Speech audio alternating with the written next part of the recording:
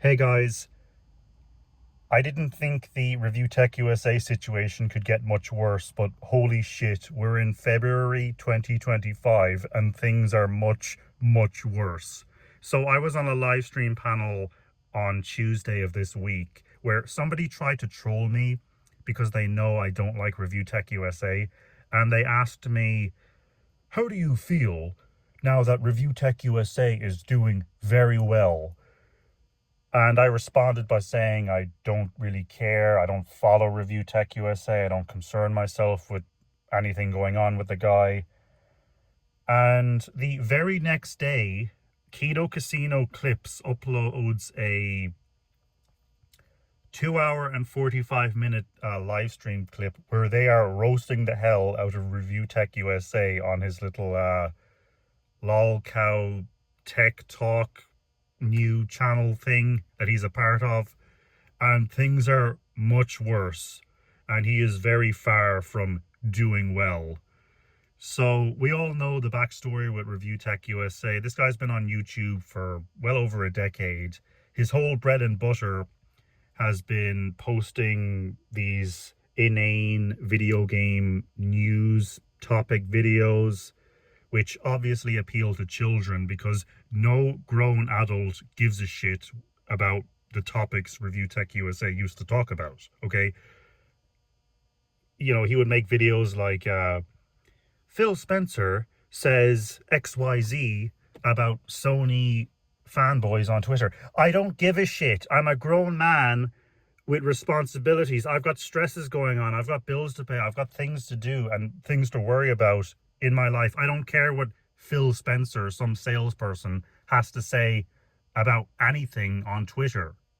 So obviously his videos appeal to children because he's talking about like video game console drama, like what do you call it, console wars, and Xbox is doing bad, Sony. I don't care, okay?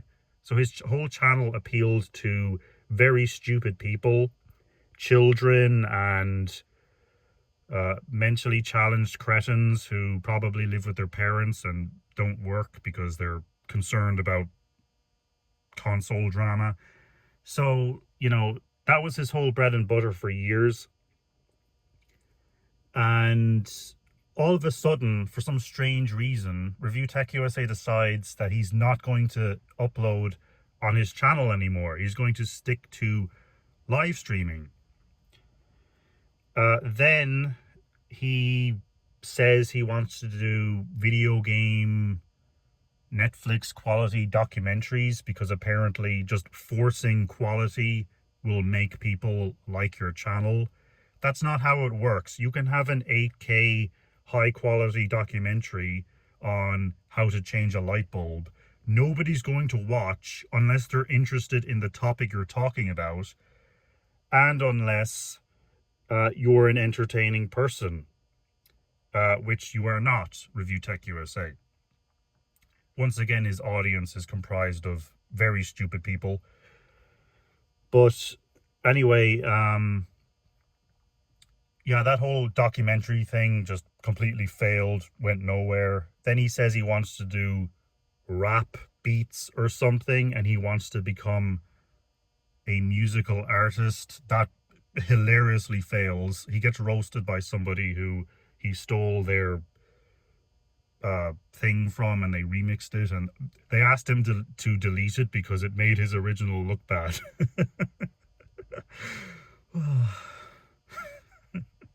But anyway, wow. Anyway, that obviously fails, and then he fires his editor, this Jason Hoof creep, and this Jason Hoof tries to emotionally manipulate people by saying, Review Tech USA fired me on my birthday. Okay, who cares whether you got fired on your birthday, whether you were fired today, yesterday, a week ago? Who cares? Okay, if you're in a real world corporate job and you're not performing to their expectations, or they don't need you anymore and they're letting you go, they're not going to give a shit whether it's your birthday or not. So shut up, you little self-entitled baby, and stop emotionally manipulating people into donating to you. Okay, and what was the other thing? Oh, he said he couldn't pay his rent, which I don't believe, because Jason Hoof had to make a contract with ReviewTechUSA, and he admits this. He says that ReviewTechUSA tried to let him go multiple times in the past, but he always would agree to a lower amount of pay, and then ReviewTechUSA would keep him. So Jason Hoof knew that he could get canned at any moment's notice. So why was he not prepared for that? Or why wouldn't he be prepared for that? I do believe he could pay his rent. He was obviously emotionally manipulating people into donating.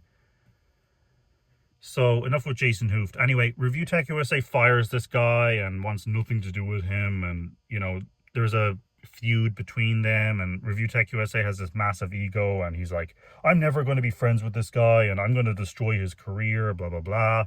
Well, fast forward to now, and ReviewTechUSA, I don't think, is live streaming on his own channel anymore. He's live streaming on this lolcow tech talk channel, which apparently belongs to Keemstar. And very ironically, his co-host is Jason Hoof. How humiliating. Wow. But anyway, after taking this huge grandstand against Jason Hoof, now he's co-hosting with Jason Hoof. Just embarrassing. I would have just walked away from YouTube at that point. But yeah, this channel is owned by Keemstar, and there's some contract with Keemstar where 50% of the channel earnings, like from donations and such, you know, after YouTube takes their cut, 50% of the net income goes to Keemstar when Keemstar isn't even on the show. So Keemstar is getting this passive income from ReviewTechUSA's live streams. And then the remainder of the income is split 50-50 between ReviewTechUSA and Jason Hoof. So ReviewTechUSA is making far less money now than he was when he was live streaming on his own channel. And apparently they're only getting like $80 worth of donations after YouTube's cut, and then 50% of that goes to Keemstar, and 50% of the rest is split between the two of them. So it's only like $20 per live stream. And then ReviewTechUSA is crying about how, you know, he's making way less money now. Meanwhile, he's putting more hours into live streaming on this lolcow tech talk. So yeah, he's very far from doing well, and he's ebegging really hard right now, trying to get these like donation goals and membership goals. I think he had like a membership goal, or it was like a donation goal or something. I think it was a membership goal of 100. He only gets 4 members. Okay. And I don't have a problem with people ebegging. I've said this before. If somebody's shit job or lack of a job means that they have to ebeg on the internet to sustain their lifestyle, that's not my problem. That's their problem. So I don't have an issue with people taking donations or ebegging on the internet. But I will say it is hilarious watching this guy ebeg and complain about being broke and not making as much money anymore while doing more hours. So yeah, ReviewTechUSA, it's a disaster. And of course, the elephant in the room, well, that everyone knows, he deleted his own YouTube channel with over 1 million subscribers. His whole bread and butter on YouTube has been making these video game news articles. That's how he built his audience. And he decides that uploading like a 5-minute news video once a day is too much work. And I can't remember what he said. I think he said he would rather die or he would rather get shot. I don't know what he said, something crazy. He would rather have something grievous happen to him than have to upload a 5 to 10 minute video game video once a day. Now, I don't aspire to be some video game news topic, news article regurgitator, but that does sound like the easiest job in the world. Just like read some news article and then regurgitate it into a camera and then upload. He doesn't even have to play video games because he never did use video game footage in his videos. Well, he hasn't done it in years. So there's not much work involved.